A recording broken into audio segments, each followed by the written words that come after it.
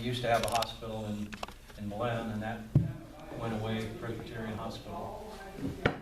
They did a bond issue, and the county didn't pass it.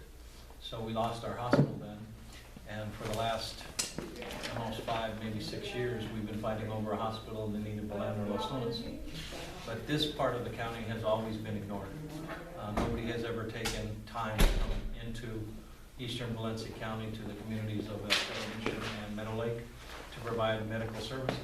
And there's a lot of people here who are poor, and a lot of them don't have vehicles to be able to go into the valley to the clinics that we have there, or to go to Albuquerque. And so there's not a lot of health care provided for us here. And so what I've envisioned is someday having a health clinic here in either Meadow Lake or El Cerro Mission or somewhere in between. Lynn has told me that she thinks maybe that the campus, which is located in the eastern part of the county, would be a spot because it's state land and they have the buildings. But I would like to see it in one of these two communities or in the middle somewhere. Would have to be in the middle because of access roads and stuff. Mm-hmm. Yeah. And I don't know where the property would come from. I'm sure the county has some land that they would, or they could provide so that we could put a building on. But we can't find any healthcare providers that want to come out here for a lot of different reasons. And I've talked to a lot of different people at different times that just will tell me, yeah, we'll think about it, but nothing has ever happened. I've only represented this district for the last 4 years, but the reason this building is built is because along with me and other legislators, we got the money to build this facility and to build the fire stations. And if not for taxpayers' money coming in and doing this, they wouldn't even have this building. So we need to figure out a way to get health care here to the people instead of them having to go the long distances, and some people not even getting health care because they don't have the means to get there. So we're looking for ideas, and that's what we're hoping you can give us some ideas, and anyone else who might show up. Well, and if it's a financial issue, I mean, you've got Medicaid, you've got Obamacare, you've got a number of things that could potentially help to fund it a little bit. I don't know how it would all come together, but Yeah, well, we can talk about that as well. But when Senator Padilla asked me to come up and speak, I started doing a little research about the area and certainly found out some facts that I knew, but refreshed my memory in terms of Valencia County. When you look at the ratio of providers to population, it's probably 1 provider to every 4,000 in Valencia County. The state average is about 1 to every 1,400, and the U.S. average is about 1 to every 1,000. So there's a tremendous provider shortage in Valencia County. Now, you know, because you assisted us in building our new center on Main Street in Los Lunas, and helped us in our Berlin site as well, and we've expanded it. At First Choice, we actually have plant capacity. In other words, we have the rooms to see more and more people. We don't have the providers.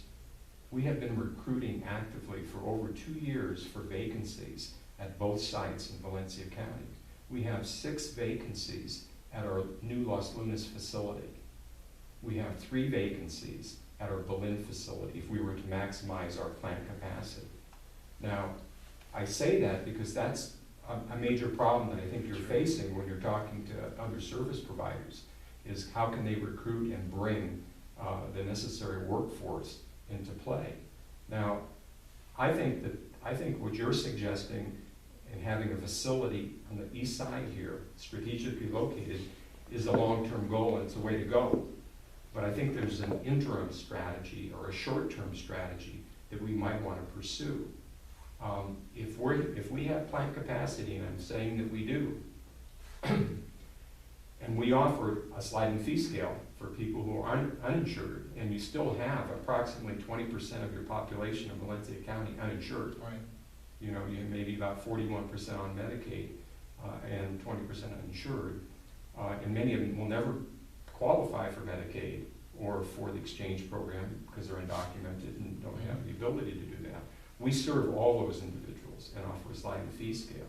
So what I'm suggesting is if we can find a way and I was hoping Franz Melio was going to be here because I've been talking to him about this.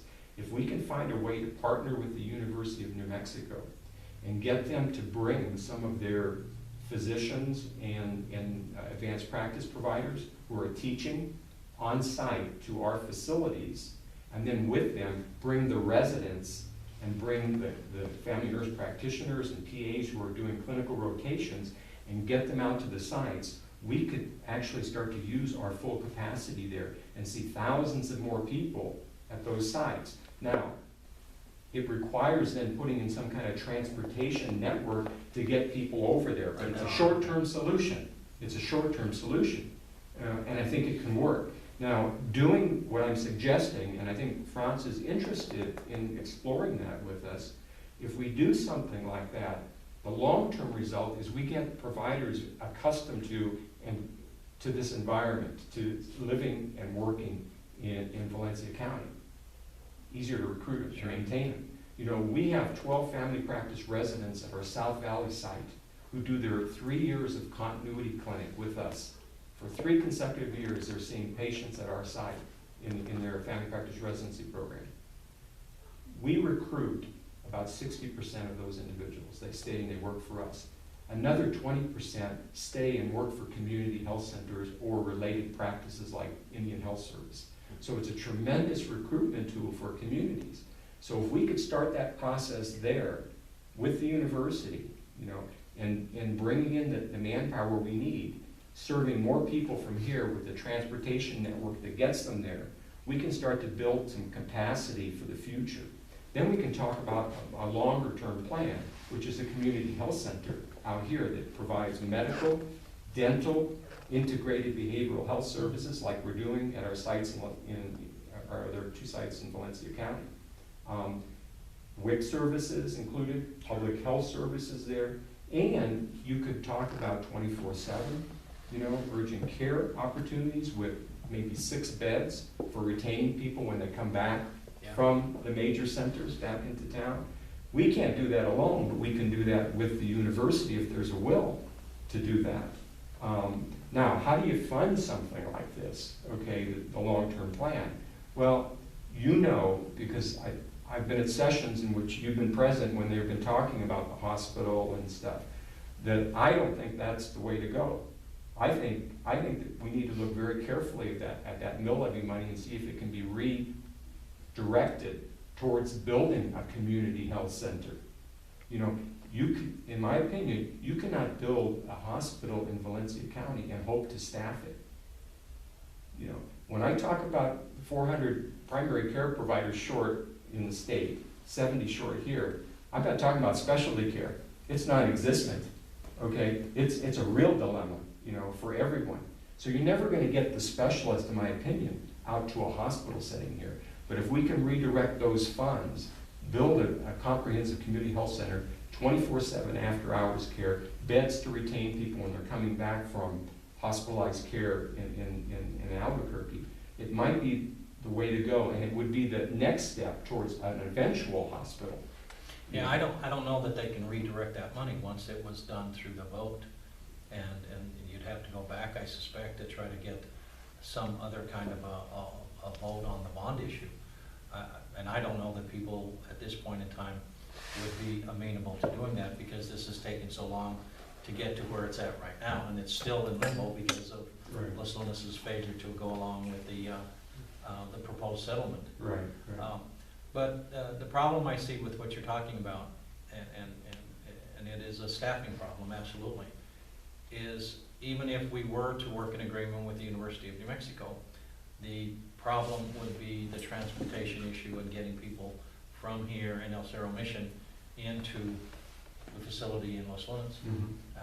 They have a bus service, but I think it needs to be something more than the bus service that they have now, because the way I understand the bus service is someone calls them up and says, I need to go a certain place, and so they come and pick up one person and take that one person somewhere. And I don't know that that's the kind of service we need. We're going to need a transportation service from your facility that may be able to come and at different times pick people up, probably here at the center, to say and have the appointments down.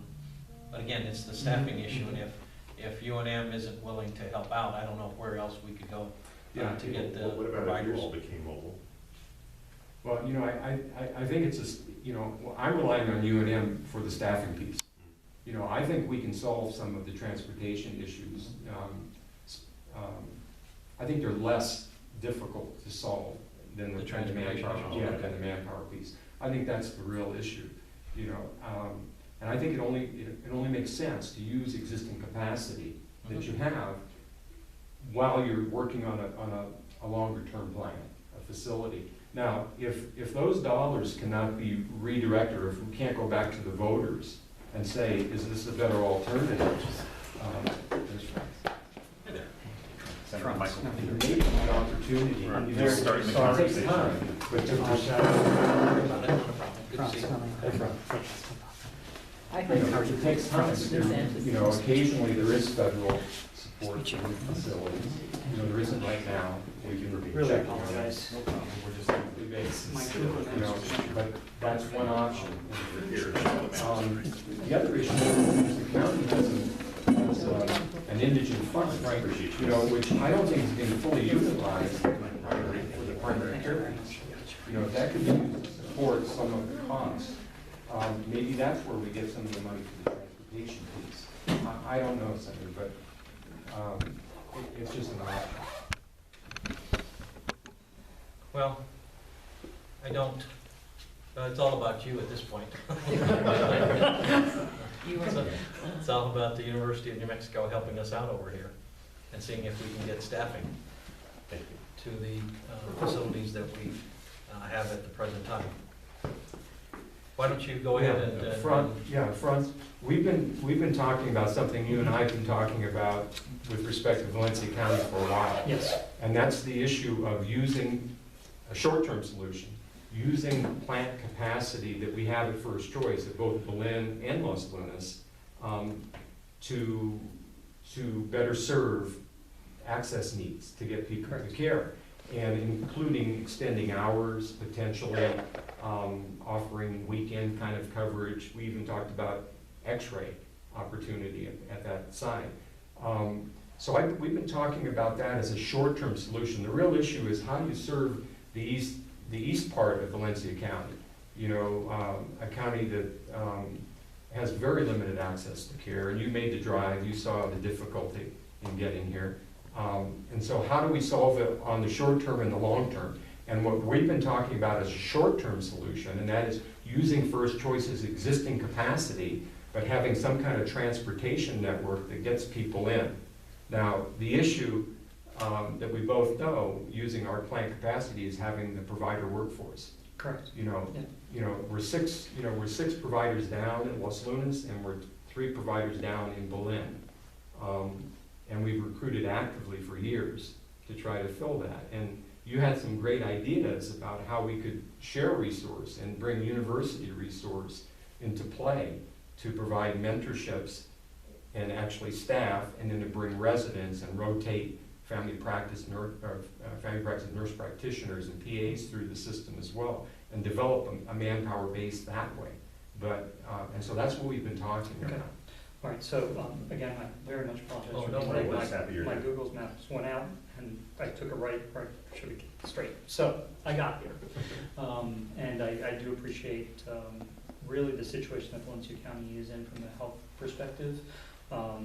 Since we've met, I've done quite a bit of work, and recently the healthcare workforce survey came out, which really paints a not great picture of what's available in Valencia County and the needs. So very much on our radar screen. I think that I'm at this point, I don't know all the details, but pretty clear in my head is any solution really has to be a partnership with providers that are already in the community, very clearly. And it does seem that those resources are not what they should be. The difficulty obviously is not really bricks and mortars, the difficulty is workforce. And that difficulty is not just Valencia County, it's not just New Mexico, it's nationwide, unfortunately. So I think really what we need to do is we really need to figure out a way of providing the care in potentially somewhat creative, but definitely complementary, cooperative ways. So what we've been exploring also at the university is really taking a look at where our core competence is, which is really truly specialty tertiary care, and taking a look at where some of our weaknesses might be. And at this point, one of the weaknesses that we've identified really does revolve around primary care. We've got 9 specialty providers to every primary care provider. So that, that really is a little bit out of whack, but understandable on why it is that way. So if we're going to come to the table in a solution, it will have to be with others. And what Bob and I have talked about is potentially using providers that are currently available, but also going down a little bit to, not down, it's not the right word, getting providers that are a little bit earlier on in their training involved in more of a teaching capacity. What that brings to you is not only some workforce, clearly not as efficient as somebody who's already gone through training. Clearly you're not going to see as many patients, but you're still going to have the ability to see those patients. And then it does expose them to the healthcare needs of the community, and hopefully keeps them, retains them within the community once they graduate. And I think that if we're really thinking through this, that scope of providers really needs to be pretty extensive. So you need to include pharmacists, you need to include nursing, you need to include mid-level providers, PAs, nurse practitioners, along with physicians. So that I think really is getting towards the solution to, even if you had all the money in the world, it would be very difficult to recruit the number of primary care providers into this community in a reasonable period of time. That's what the shortage is like currently in the US. It's really, honestly, not about money. It's really about getting providers into a setting where they feel that they're bringing value and they can work in, is really what I found. I've recruited a lot of physicians, primary care or not, but that's really what it boils down to. Not that money's unimportant, but money's not going to solve this. So therefore, it's a very difficult problem, clearly. So I think from everything I've seen so far, I do not pretend to have talked to providers, but a cooperative relationship that extends more than what it currently is between Bob's shop and UNM really is probably the way to develop this. And that we've been talking about at the very high levels at UNM. We are very interested in doing that. We've had an internal discussion about this both Monday and Tuesday at very high levels. And if I hadn't been here, my next talk was with Bob to figure out how we can do this. I think it will involve a combination of learners. If we can get some attending staff, great, probably some mid-level providers, and then also hopefully being able to maybe cooperate also on the operational aspect of things, not just the provider aspect of things, because there are, obviously with any business, healthcare being a business, it's not just about the people, it's how you use the people, it's how you use your resources. And in a place where we currently are with a market shortage of a very important resource, how you utilize that resource to the most effective way possible is extremely important. And I think that we can bring something to the table to help Bob and us really try to get to that point. So I don't have a magic bullet of bringing down 30 providers into Valencia County. I don't think anybody's got that. But we are very aware of the problem. We appreciate how, maybe severe is a little bit strong word, but how bad the problem is. We're very interested in helping in any way we can. We see that being a probably more collaborative relationship rather than opening up a UNM clinic in Valencia County. Let's assume that you two are able to agree on something. How soon do you think this collaborative effort could begin? Well, the good news is that Bob has capacity. Yes. Okay, so that's good hurdle that we've got over. The bad news is that the problem is providers, which hopefully I've described as a great hurdle. Sure. So it would, if we're talking about learners, then you run into, there's still not an infinite supply of learners clearly, but there's also a bunch of regulations about the clinical experience that learners have. And those can be obstacles that are overcome.